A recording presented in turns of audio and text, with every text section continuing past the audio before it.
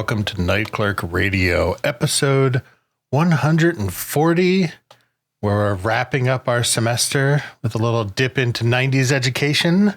We're doing a genre/aesthetics episode on Utopian Scholastic, which we've been talking about doing for a couple months. It just hasn't worked out because we wanted to do like Halloween and other stuff first. Yeah. But I feel like in the past, in that time, it's like been on everybody's mind. I don't know if there's like a big revival album or something, but there is like this huge 2-hour mix going around, which we'll talk about. And then like Arpwire did a really cool Utopian Scholastic mixtape, and Slower Pace had like an Encarta based like Barber Beats-ish Vaporwave release. Mm-hmm. So something's happened in the past couple months related to education. How are you doing, my fellow detention haver, Ross Payton? I'm just so excited. My family got a computer with a CD-ROM so I could check out this thing called Encarta. Hell yeah. You're going to learn so much. Yeah, experience the world of learning visually and with links and everything. And multimedia. Imagine playing sound and seeing video on your computer. I know. Yeah, so I guess real quick, what is Utopian Scholastic if you somehow don't know? So this is a visual aesthetic. We kind of always go by CARI, Consumer Aesthetic Research Institute. Mm-hmm. So it's really a design aesthetic first that has been translated over kind of like Fruta de Arrow. It's kind of in some way like a cousin or a younger sibling in terms of like learning about the future and then what the future ended up being. I don't know. They're related for sure. That is all of the, depending on dates, like late 80s to early aughts. Really, I think of it as like mid 90s, but that's just when I was in middle school. That's the peak. That's the peak. It's also when I was in middle school. So it's like when I was most connected to it. Of all of that education aesthetic, eyewitness books, you've mentioned Encarta, all of those software, multimedia, Bill Nye, all just these big, colorful. It's weird because it almost wasn't educational. Like that's my first thought. Is like because some of those books were just like, here's 1,000 pictures of monkeys. I'm like, I love monkeys. I don't know anything about them other than what they look like now. But thank God you've given me 1,000 pictures of them and little blurbs every 2 or 3 pages. Mm-hmm. Yeah, I think people find it having a lot of overlap with Memphis. It's very like Memphis related. Global Village Coffee House is like the other one. Yeah. CARI in their description of it also mentions Fraser Bond, which is a aesthetic that's sort of popularized by the TV show Frasier, like the set dressing of the apartment Frasier has. Also, you could call this 90s urbane. It kind of typifies this sort of like American preconception of cosmopolitan and educated and worldly. I got books everywhere. I got books. I know about the world. I know more than beyond the continental United States. Many fine wooden panels of European origin. Exactly. Yeah. The CARI Institute also mentions this. It depends on collage, right? Like stock photography and some light surrealism, and a lot of design aesthetics are predicated on technological advances. And in this case, it was the proliferation of stock photography collections and the development of desktop publishing and graphics editing software in the 80s. Because you could just tell in a lot of this Utopian Scholastic material that like this guy has Photoshop and PageMaker, and God damn it, you're going to know it. He's going to use every feature he can use to show off. Yeah, and also the name Utopian Scholastic comes from a Facebook group. Utopian Scholastic Designs from a pre-9/11 world, created by Suze Holt. It's a Facebook group that was founded in 2017. So. Okay, that's good to know. God, I don't know where to begin. I think I want to talk about the visuals and the aesthetic and like that era of design first, and then we can move into how this connects to Vaporwave and certainly key artists in that field. Yeah, there's a few. And then I don't know. I can't figure out what the recent revival is other than it's on everyone's mind by chance. I think my favorite thing about Utopian Scholastic are 2 aspects. Number one, which you just mentioned, I love the surrealism. Like just, there's that famous Encarta 95 cover that gets shown everywhere. And it has like a bronze statue of a woman, but it's like sliced up into a ribbon. And then like, for some reason that ribbon just becomes a film strip and then like a musical staff. And then just scattered about are just images of things. Like, here's Nelson Mandela. Here's Saturn. Here's Napoleon. Here's some dolphins. And I just love that goofy ass visual design. And then I think on the other half of it, I love I guess I kind of already talked about this with my like Joke Monkey example, but like so much of this is like that knowledge is just remembering things. Like it's just fact dumps. It's just like, here's a bunch of famous people you should know. And maybe, that's to my advantage. I'm much better at trivia than Jake now, but low bar again, another Jake joke. Yeah. Sorry. A little inside joke there. I don't remember them actually being like educational other than to just give you a bunch of facts. Yeah. It's very trivia. It's not like by any kind of pedagogical standards. It's just, it's Encyclopedia Britannica, but like, just flipping to a random page and reading about it, very, very, very random access. And the surrealism is also indebted to like mid 90s, like computer advances, not just in as we mentioned, but also 3D stuff, because I think a lot of Utopian Scholastic owes a debt to Myst, the video game. I've seen that referenced, which was very surprising to me. I didn't really think about it until it was mentioned. I think a lot of Utopian Scholastic products that looked at Myst and like, oh, we can explore a 3D space, but we'll just make it a museum. And so people can click through this virtual museum on a CD-ROM and, explore the universe through that. Yeah. One of the other load-bearing pillars, I think, Utopian Scholastic are the DK eyewitness books, which used a lot of this collage and stock photography stuff. But they also used original art, especially these like cross sections of various important historical things, like the Colosseum or a castle, or here's dinosaurs. Yeah. And these books had a very good formula where it was, a white background with collages of whatever the topic was, with big, no long columns of text, just little captions and maybe a little paragraph here or there, but like a lot of artwork for kids to pour through. And they're very large books, 8.5, like I think they're, physically large books, so kids could flip through them and look through them pretty quickly. And these books, every millennial is like, oh, I remember those books. Oh, that cross section of a castle, man, that was so cool. There's one of the things we'll have in this is a video talking about DK books and its connection to Utopian Scholastic. And one thing I found very interesting, DK, of course, stands for Dorling Kindersley. It's a British, publishing company. Yep. And it did very well. It started in the 80s, or it started in 1974, but like the eyewitness stuff began in 1988. And so, Utopian Scholastic, began before the 90s. But DK was an independent company until episode 1, Star Wars. They published the Star Wars books. Okay, there were. I was trying to remember if I had or had seen those. It was like the visual dictionary of Star Wars or something like that. Yeah. Yes, okay. They dramatically overestimated the demand for these books. They printed millions of copies of these books, and that left the company in crippling debt, and they were bought out and eventually became part of Penguin Group.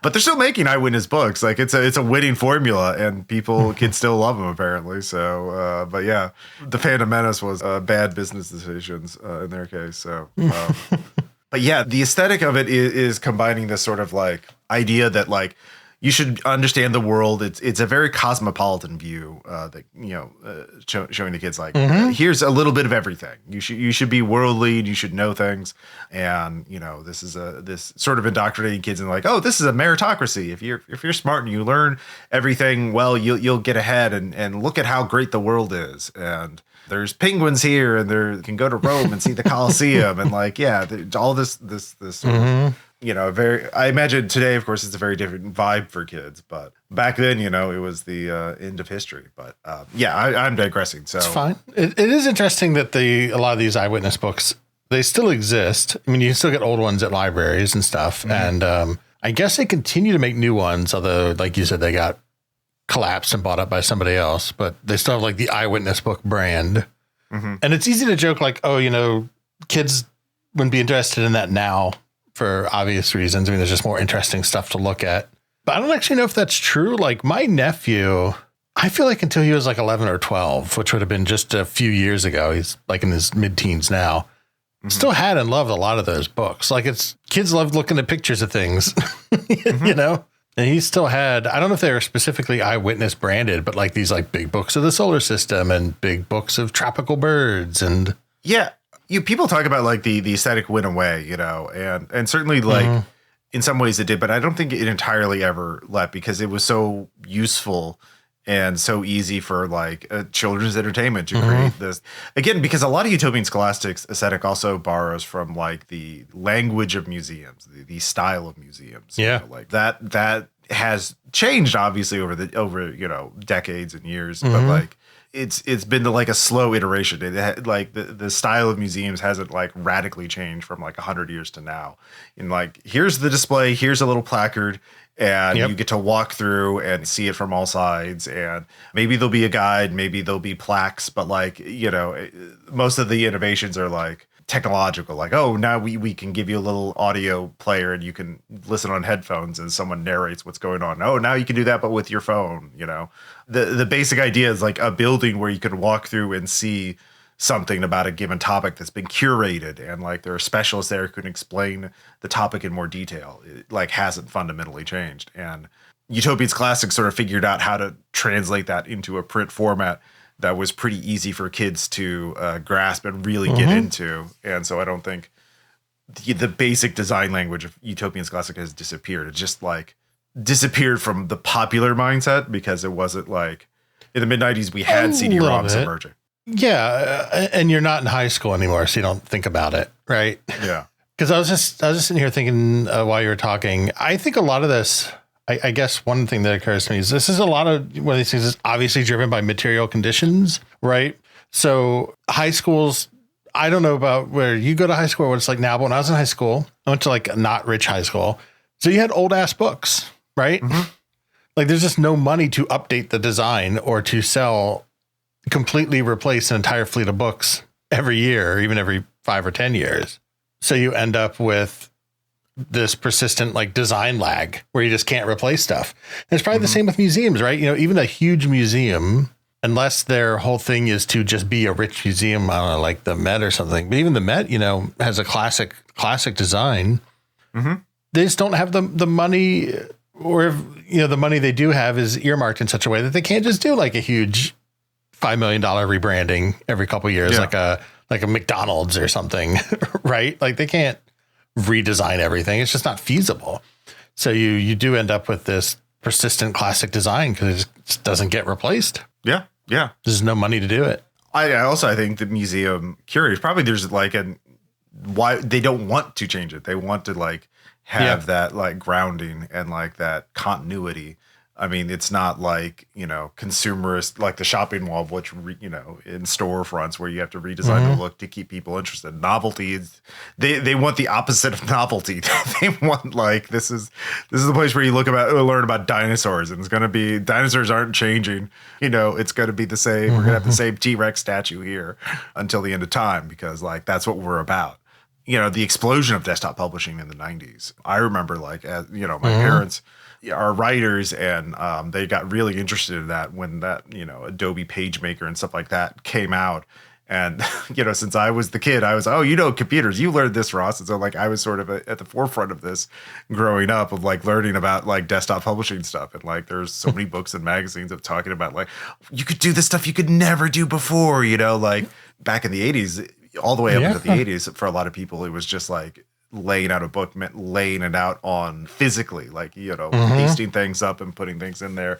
Doing it all on a computer gave you a lot more freedom and a lot more possibilities. And so like you could show off, and you can have different fonts, and you could have fancy arrangements, and took like substantially less amount of work to do this. And so you could you can really slap together a collage very fast. Yeah. And so people like, and that was eye-catching, especially because it was new, like this proliferation of the collage proliferation.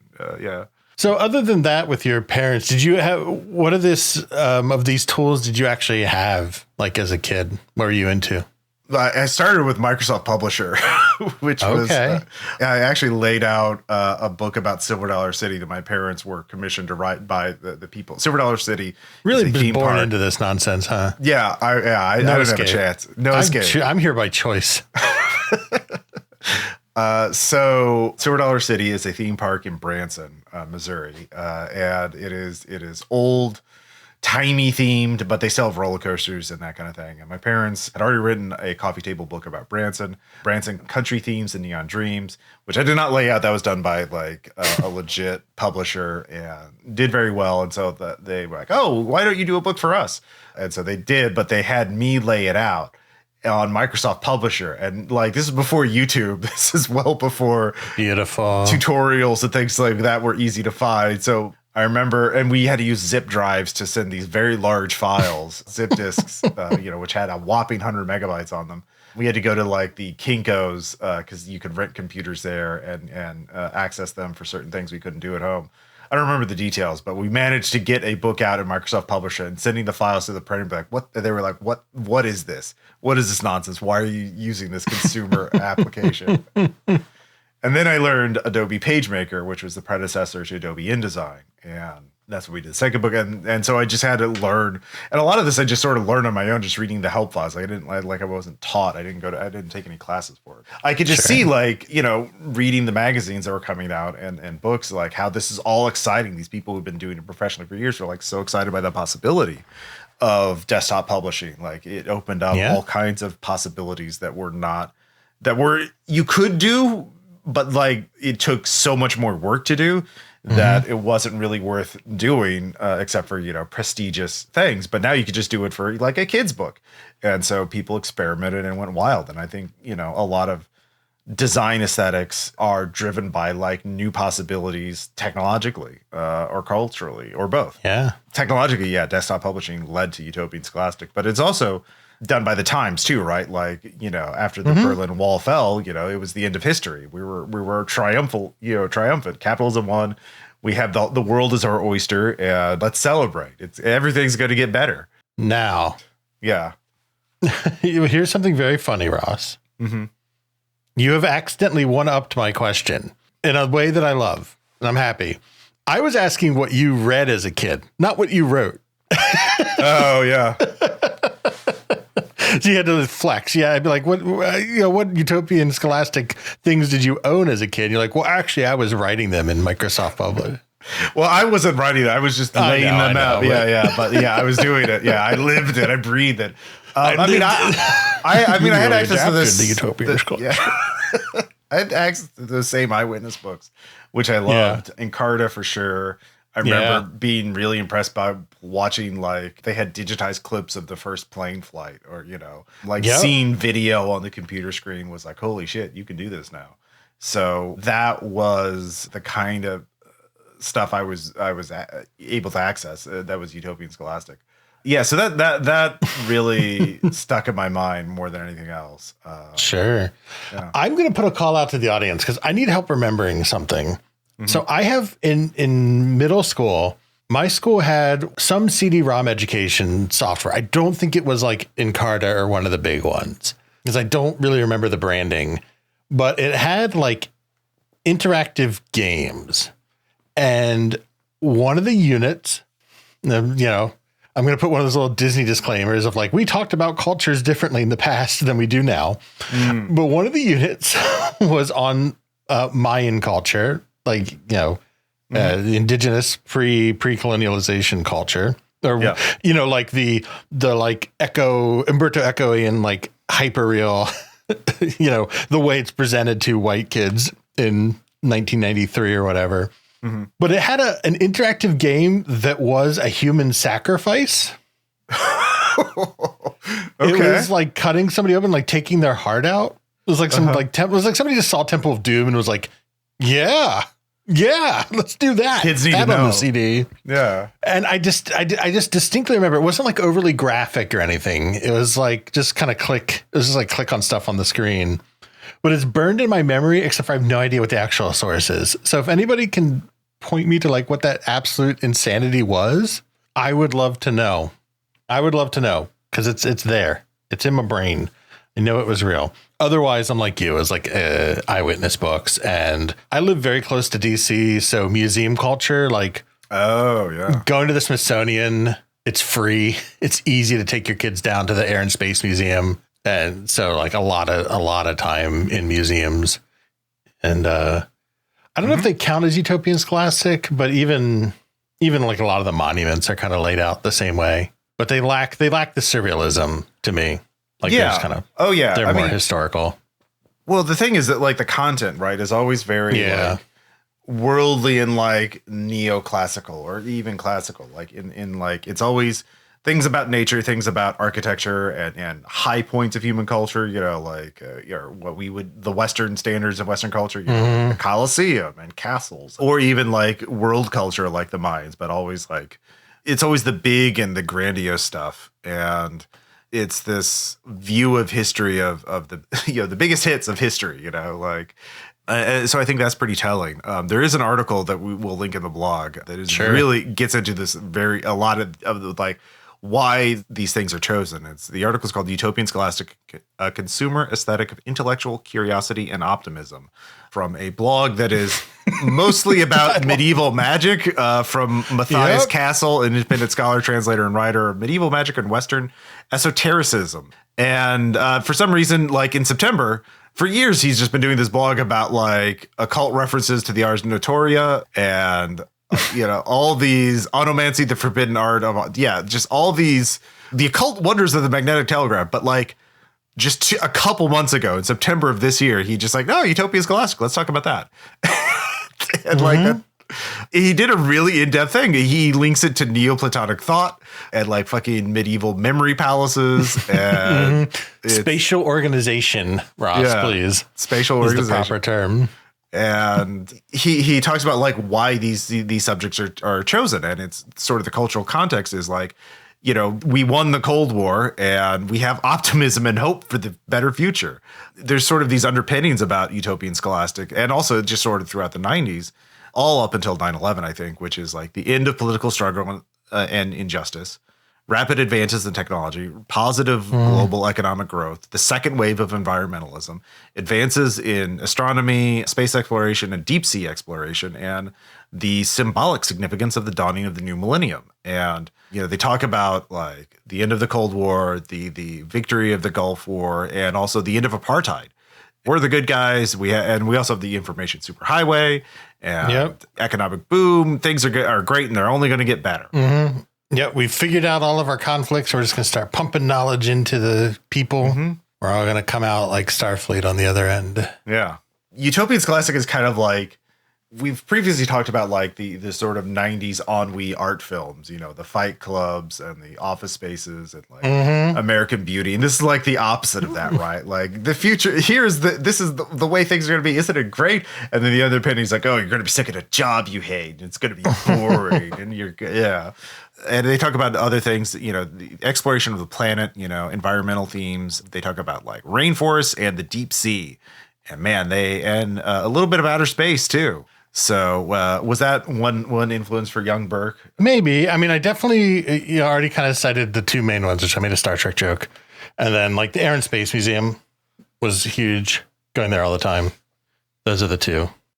Again, it's trying to get, I think it's sort of this, Utopian Scholastic was trying to make Americans or especially Americans, but like Western people throughout, you know, younger people, like trying to be more citizen of the world. It takes a village to raise a child, you know, the global village, trying to get them out of nationalism and, you know, parochial thinking and trying to be more expansive and accepting of people of other cultures. Like racism's over. We're going to get past it because we won and everything's just going to get better from now on.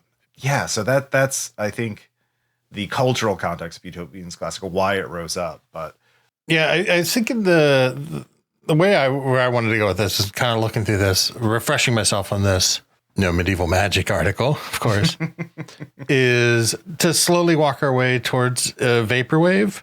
Yep. And I think like most things, I'm going to do that first through consumerism, because of course you want to, you know, have your kids, you know, be full of knowledge, but you also need to sell them stuff. Right. So the next thing I think about is all the stores and all the like product that came out of this. So the two big ones that are like the Rainforest Cafe comes up all the time. And then like stores. So I'm trying to think of like other names. I think there's like the Imaginarium was like a big one of them. Right.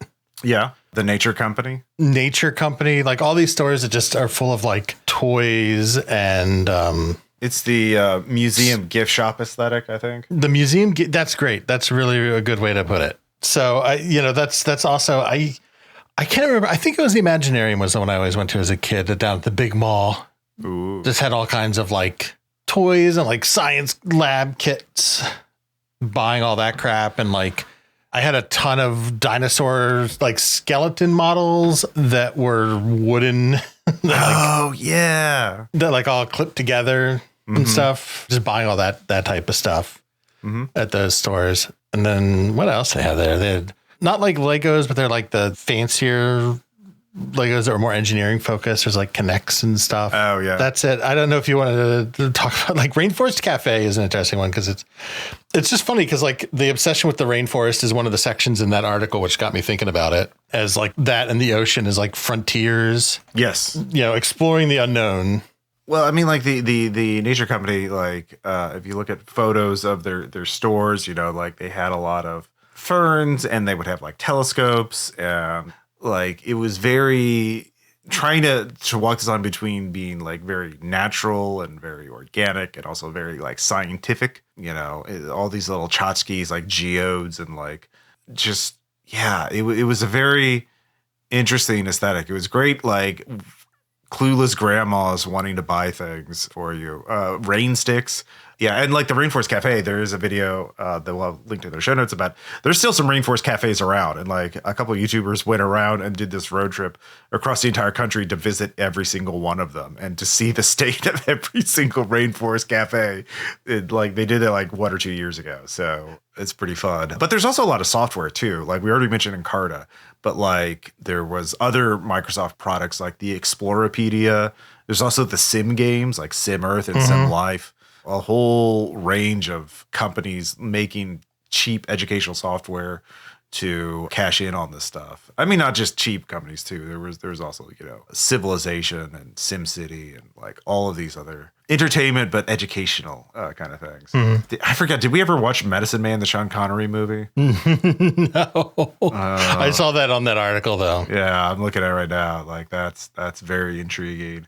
And then, like for the deep sea stuff, we have movies like The Abyss and TV shows like Sequest and even, Star Trek got into it a little bit. We got to save the whales.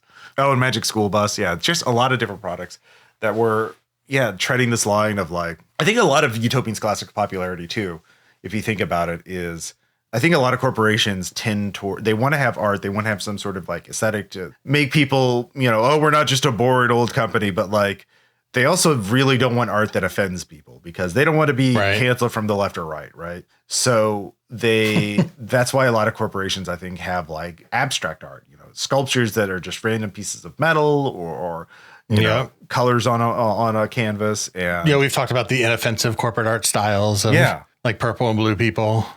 Allegra. Yeah. And I think Utopian Scholastic also filled that in to a point because like who can get mad at like a photo of the Colosseum on a white background or a cross section of a castle or something abstract, something slightly surreal and but there's a frog on it. It's very inoffensive and it's very safe. And this but I think that's the segue into how it connects to Vaporwave because like the music of Utopian Scholastic in the 90s at its peak was very based on new age and world music, which is considered inoffensive at the time. Like people wouldn't love it, but they wouldn't like if you chose any other genres of music, it would have too strong a cultural connotation, right?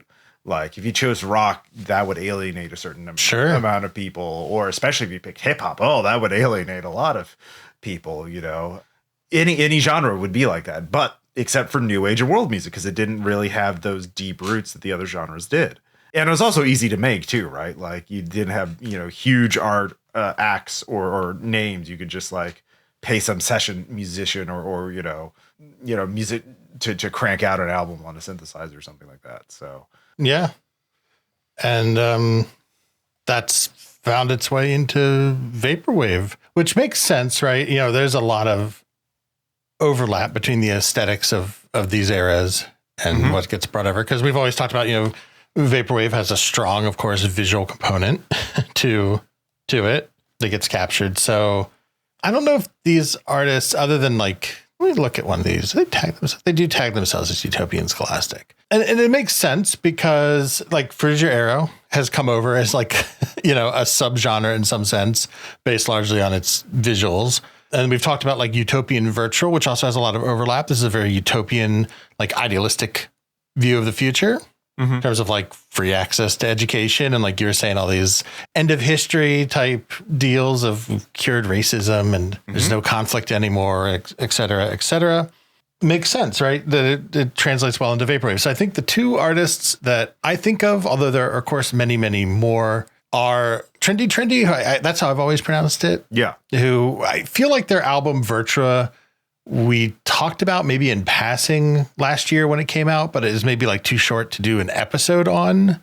But that album Virtua is amazing. It's all over all these types of mixes. And then the other big one, Daniel White. It's interesting too, because Daniel White like tags his stuff not as Utopian Scholastic, but like Encarta core, which I love. And I've also seen like a mix called Encarta Wave. And yeah, so there's this huge overlap between like Utopian Scholastic music of the 90s. I've listened to like some of that. So there's a mix there that had like the Encarta 95 theme on there. Yeah. And, like that's a banger. That's a good tune. Like I like that, especially because it played the Encarta intro animation for the CD, and it's like you're flying through this museum with like dinosaur skeletons and butterflies and like all this stuff's like, yeah, hell yeah. So that's on the Utopian Scholastic, the big 2-hour mix on a channel of Kester Spock. And this is one of the things that kind of like kicked this off for me, where it was like 3 months ago this dropped. It was like really detailed in that it's like cited all its sources. It was all time stamped. It's like, here's all the songs, here's all the tracks, here's where the background image.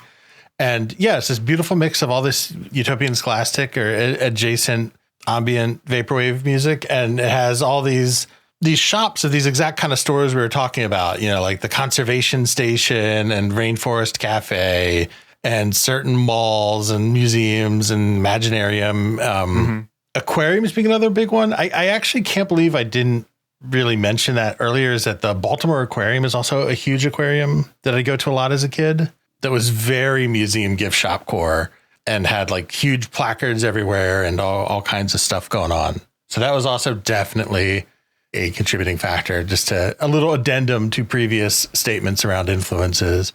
But yeah, this mix is great. And then I don't know if it's like one of those Bayer Madoff or whatever, where once you see something, you see it everywhere. Yeah. Something like that. I think I may have butchered that pronunciation, but I'm close enough for podcasting. This is a low bar for accuracy here, because there's like, I talked about, there's an Encarta themed album from Slower Pace just a couple weeks ago, maybe even last week. Time is slippery. Sorry.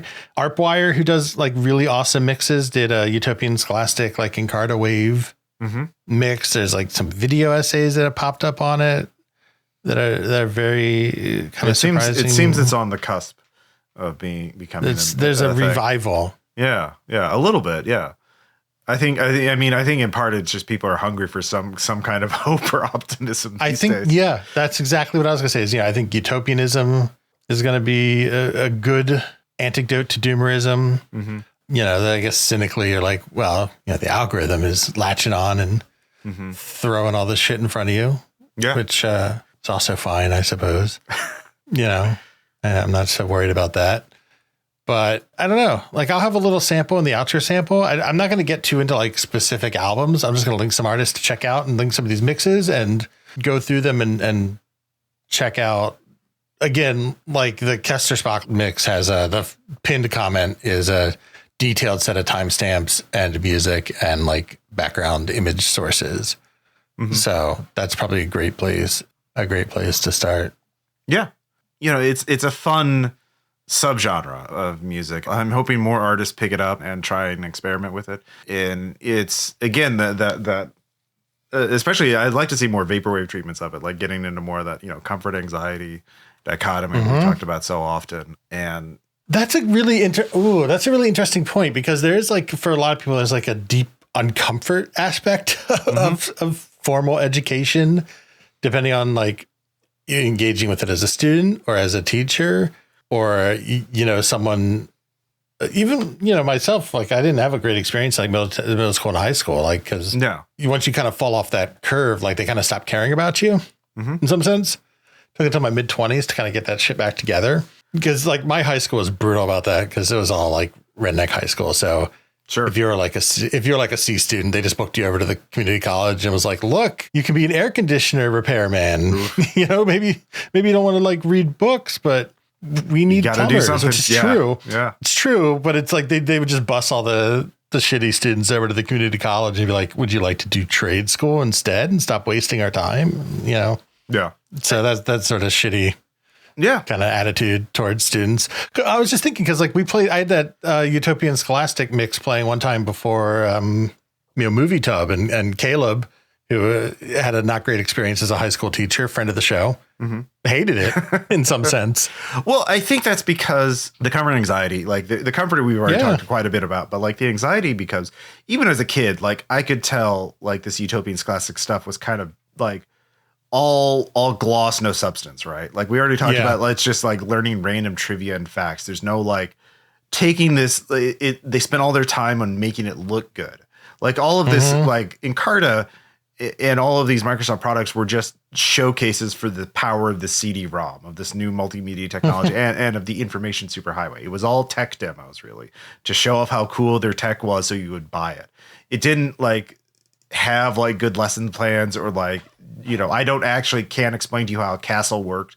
That didn't. But I vividly remember the eyewitness cross section of a little peasant shitting down the tower. So we learned trivia. I'll probably remember some random facts about poison dart frogs in the Amazon or whatever. But like it's not the same thing as actual learning, as actual education. Like I remember our teachers getting this stuff and like having no support for it. They just like, okay, we got a computer, the CD-ROM. All right, I put Encarta on it, and it got put in the corner, and that was it. And I'm sure that's sort of a very common experience. Is like it was all done by Silicon Valley without any like actual thought of like how will this benefit kids. It was all like, we can do this now. Isn't it cool? You should pay us to do this. And and all of it was all glossed over marketing stuff. The Nature Company, the semblance of learning without actual education. So and that's the anxiety. Is like, okay, we're learning. I remember you had these world class museums and aquariums, but in Missouri, I had access to a place called the Discovery Zone or the Discovery Center or something like that, and it was this clearly set up as a tax dodge or something like that. I don't know, getting nonprofit money or something. But we had a field trip there, and like they set up a TV so we could watch live as Alvin, the submarine, went into the ocean to go check out the Titanic or something. That was a special presentation, was watching, and like then a year or two later, the Titanic, the movie comes out, like, and James Cameron's involved in somehow, I think in Alvin, even back then. So it was like, okay, we get this presentation, we see the submarine go down, that was it. All right, cool. I know about the Titanic and the deep ocean now, and I think even as a kid, I kind of knew that like, this is kind of, I feel like I'm being like sold to, like I'm like someone's trying to sell me something. So I don't know. So, but I would like to see Vaporwave artists explore that sort of like dissonance between what they say they're trying to do and what they actually did. Yeah. That's true, because there is, we've talked about it on the show, there is the counterpart to Utopian Virtual. There's Dystopian Virtual. Ooh, give me my dystopian Give me my dystopian Scholastic. Yeah. You're welcome, Vaporwave. Let's get weird with it. Yeah. We get weird. I mean, what else would we do? There's nowhere to go but weird anymore. Yeah. Someone should do Five Nights at Freddy's, but like make it good and in a museum with Utopian Scholastic vibes, not a pizza place. There we go. There's your $1 billion idea. I'm into it. Yeah.